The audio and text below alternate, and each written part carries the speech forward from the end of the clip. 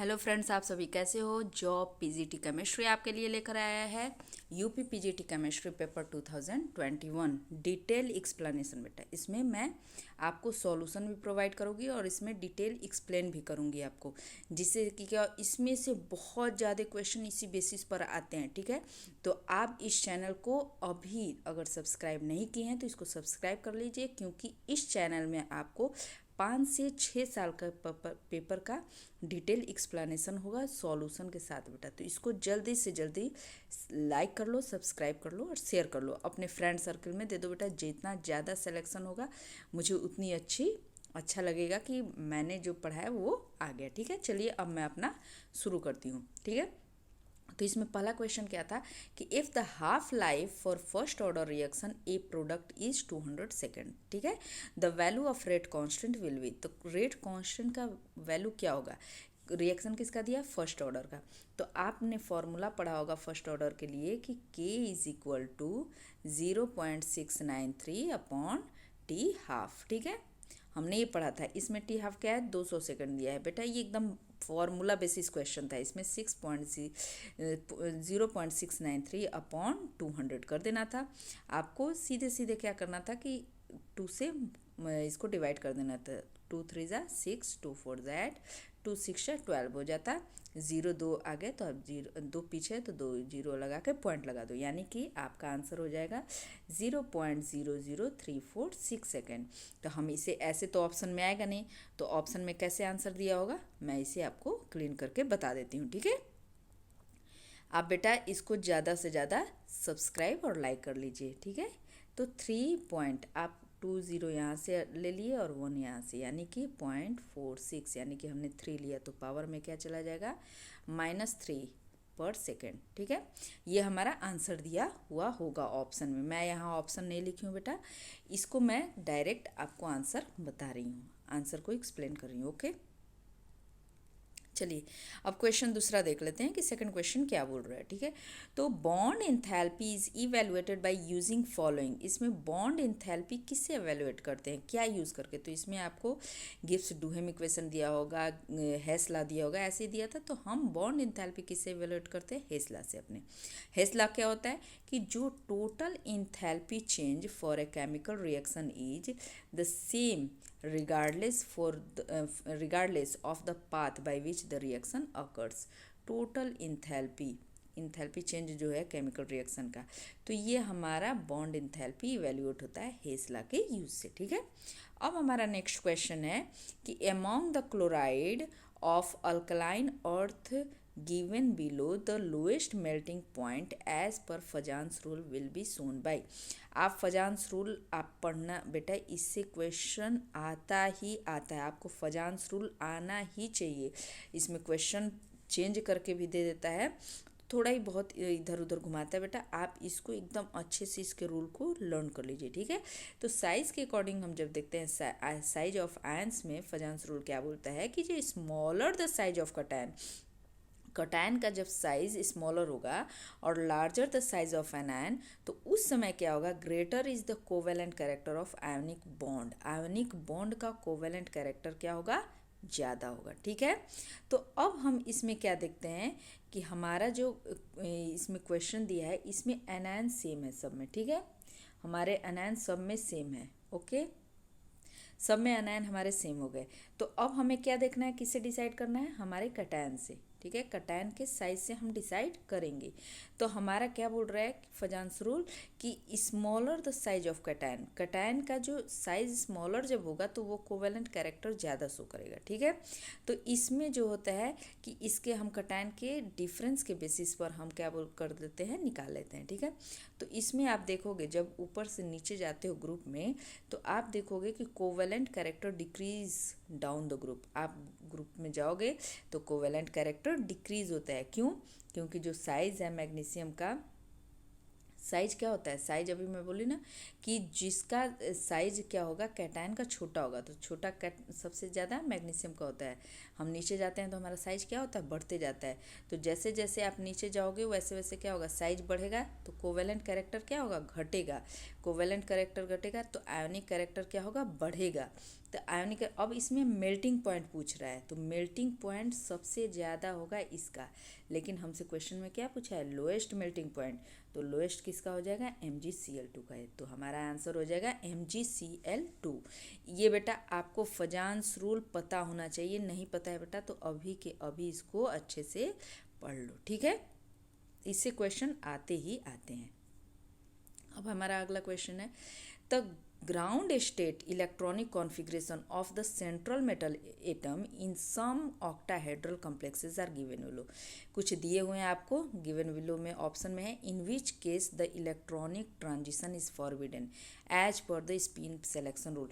आपको spin selection rule पता होना चाहिए बेटा, इससे भी क्वेश्चन आता है।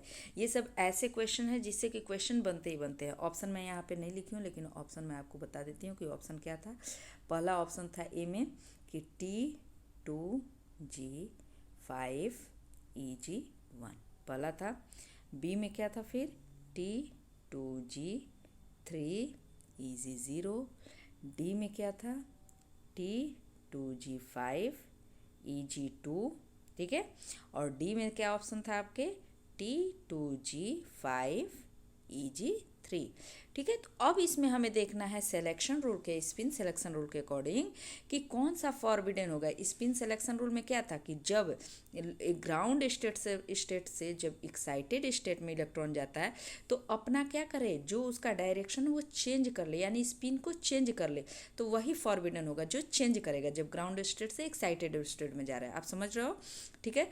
तो इसको आओ हम अच्छे से समझ लेते हैं अपने सॉल्यूशन के द्वारा। अब जैसे आपको मैं डायग्राम से बता देती हूँ कि जब क्या करते हो, ये ऑप्शन मैं हटा देती हूँ, ठीक है। ऑप्शन आपने देख लिया, इसको मैं अब हटा रही हूँ। ऑप्शन आपके यही थे, तो जब इजी आप देख लो, ये ऐसे बनाओ, ठीक है। ये हमारा T2G है, ठीक है। इसमें T2G में 2 हो गए, EG है 1, ठीक है।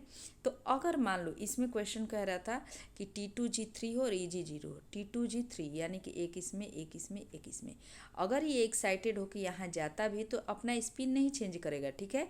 इसका जो स्पिन नीचे है वही स्पिन ऊपर भी रह जाएगा, तो स्पिन चेंज नहीं किया, तो यानी कि डेल्टा S = 0 हो गया।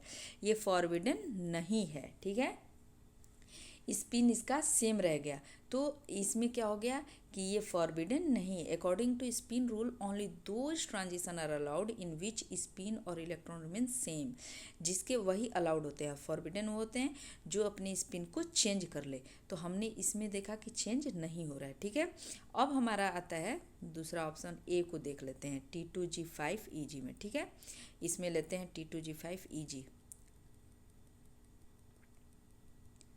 ठीक है। ये हमारा ऑप्शन है T2G5EG।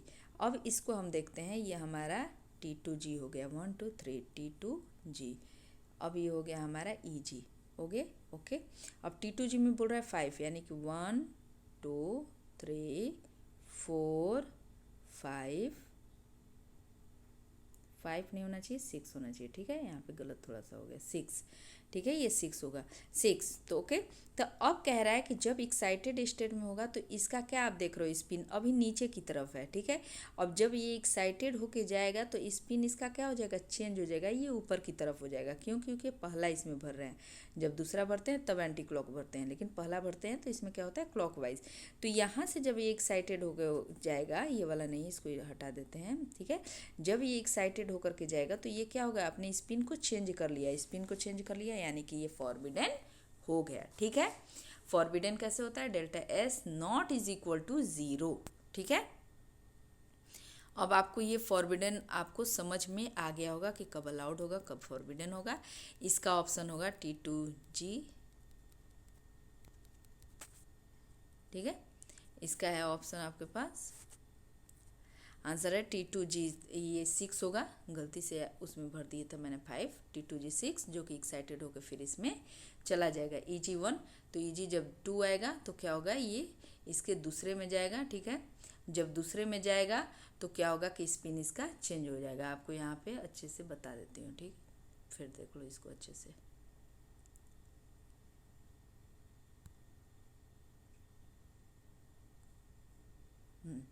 यहाँ पे देख लो, ठीक है। अब जैसे ये हमारा है EG T2G, इसमें क्या है 3 होते हैं और Eg इसमें 2 होते हैं, ठीक है। तो 2 होते हैं जब, तो अब क्या होता है कि 2 है तो इसमें 6 भरा हुआ है, तो 6 एक क्लॉकवाइज एक एंटी क्लॉकवाइज एंटी क्लॉकवाइज। अब इसमें 1 है तो इसका एक ये बॉक्स भर जाएगा तभी ये इसमें फिर जाएगा। तो जब यहाँ से एक्साइटेड होके जाएगा तो ये यहाँ जाएगा और स्पिन को अपने ऊपर की तरफ ही रखेगा, स्पिन इसका चेंज नहीं होगा, इसलिए ये क्या है फॉरबिडन है, ठीक है।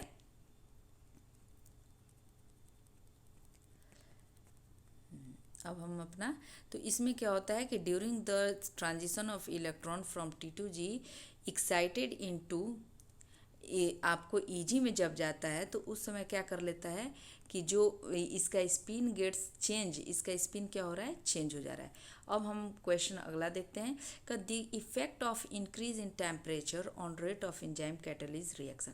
अब क्या होता है टेम्परेचर का इफेक्ट क्या होगा एंजाइम के, एंजाइम आपका कैटेलिटिक रिएक्शन आप देखते हो ना, एंजाइम क्या करता है एंजाइम रिएक्शन को सिर्फ बढ़ाने का काम करता है। उस समय क्या होता है कि वो पार्टिसिपेट नहीं करता है। आप पढ़े होंगे इसको, नहीं पढ़े होंगे तो बेटा इसमें आप ध्यान से सुन लीजिए कि हमारा जो, तो इसमें एंजाइम जब हम टेम्परेचर बढ़ाते हैं, ठीक है, तो हमारा एंजाइम क्या होता है कैटेलाइज्ड करके उस रिएक्शन को बढ़ा देता है, ठीक है। और जब टेम्परेचर ऑप्टिमम वैल्यू तक पहुंच जाता है तो वहाँ हमारा रिएक्शन बहुत ज़्यादा हो जाता है। उसके बाद क्या होता है कि एंजाइम जो होता है डीनेचर्ड हो जाता है, यानी कि एंजाइम ब्रेक कर जाता है। जैसे ही हम क्या करते हैं कि टेम्परेचर बहुत ज़्यादा हो गया, एक टेम्परेचर तक पहुंचने के बाद हमारा जो एंजाइम का स्ट्रक्चर होता है वो ब्रेक कर जाता है। ब्रेक कर गया तो एंजाइम क्या हो जाता है डीनेचर्ड होता है, उसका जो नेचर खराब हो गया, वो अब काम आगे नहीं करता है। It can not be repaired, इसको हम नहीं कर सकते हैं। तो फिर हमारा क्या होता है कि फिर हमारा डायग्राम जो रेट होता है वो फिर क्या होता है हमारा गिर जाता है, यानी कि इंक्रीज किया फिर डिक्रीज कर जाता है। तो इसको डायग्राम के थ्रू हम देख सकते हैं। ये देखिए हमारा डायग्राम है, इसके थ्रू हम देख सकते हैं कि जो हमारा रेट है, एक सेकेंड, जो हमारा रेट है, ठीक है, तो ये रेट ऑफ रिएक्शन हमारा बढ़ा, ठीक है, ये ऑप्टिमम टेम्परेचर तक पहुंच करके मैक्सिमम हुआ। अब क्या हो गया एंजाइम डीनेचर्ड हो गया, तो क्या हो गया हाई टेम्परेचर करते ही रेट हमारा फिर से गिर गया, क्योंकि एंजाइम क्या हो गया डीनेचर्ड हो गया। तो अब ये रेट के रिएक्शन के रेट को अब नहीं बढ़ाएगा, फिर एकाएक ये घट जाएगा। ठीक है बेटा, आज इतना ही रहने देती हूँ, फिर मैं अगले वीडियो के साथ मिलूंगी। इसको बेटा आप ज़्यादा से ज़्यादा लाइक करो, शेयर करो, सब्सक्राइब करो। Thank you.